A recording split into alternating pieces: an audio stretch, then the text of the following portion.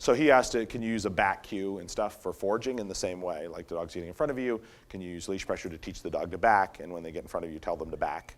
And when they stay back, reward them? Absolutely. Heeling, I'm going to talk about this a little bit today too.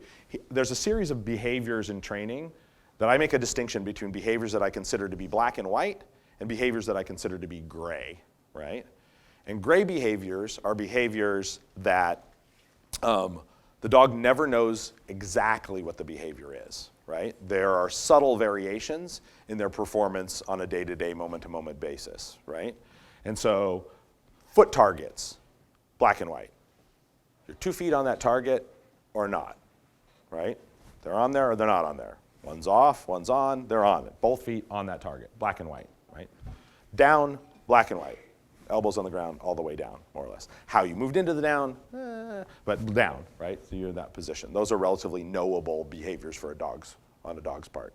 Place, go between my legs, right? Pretty black and white, like dogs get that. Heeling, gray, right? Where exactly is my dog's head supposed to be? Here? How about here? How about there, right?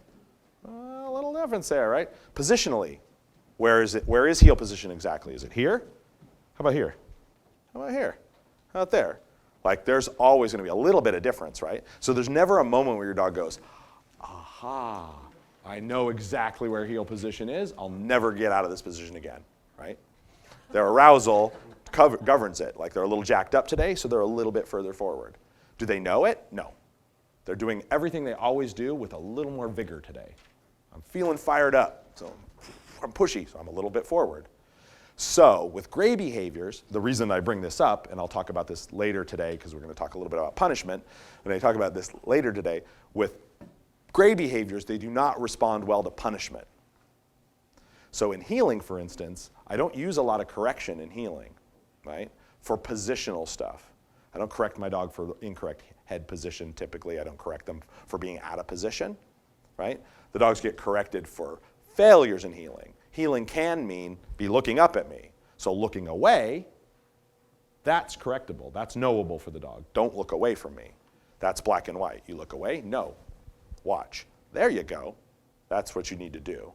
But correcting you for foraging does not work well, right? Because the dogs don't know. Lots of times they're foraging. They're doing what they think they're supposed to be doing. They're like, come on, where's my reward? Give it to me. Give it to me. Look at me heeling. And in their mind, they're right.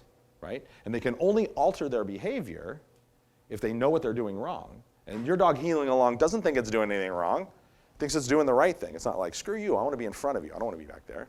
It's a gray behavior. Try fixing crooked fronts with corrections. If you want to, crooked fronts, also a gray behavior. Fronts, how close are you? 2 inches away, 6 inches away, a foot away? Dogs don't carry measuring tapes. They don't know that, right? You're 2 inches that way, 2 inches that way. Try punishing with correction crooked fronts and see what happens. Your dog does not straighten up his front. It stops coming there. It sits out there. It slows way down. It comes in like this. Oh, son of a bitch. Am I going to be all right this time? Oh, right? Because they can't know that. It's not totally knowable. If I taught my dog to come up and rest its chin on my stomach, that's knowable, right? I could use pressure for that. If your front cue was to come up and put your chin on me like that, and you sat too far away, I could pressure that, because that's a knowable distinction. But your butt 2 inches that way versus 2 inches that way, their mind is here, not back there. They're not coming in and sitting and going like, oh yeah, look at I feel back there. That's 2 inches that way for sure. Their head's like, right, look at me, I'm fronting. Where's my reward, damn it? And their brain's up here. So punishment will just create confusion there. And heeling is very much like that.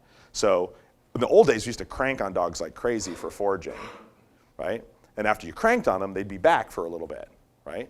But not because they knew, but because I'd knocked the starch out of them. They were a little suppressed now, right? And so they're not putting the same energy in, so they accidentally were in the right place.